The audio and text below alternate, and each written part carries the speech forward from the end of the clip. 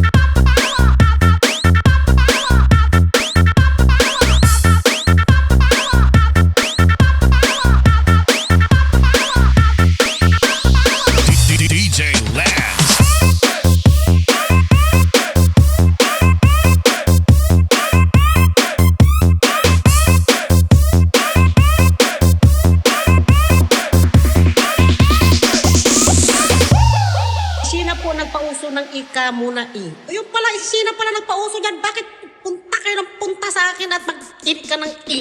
Hindi ako marunong mag-in ng ganun. Ang lumalabas sa akin ay ito,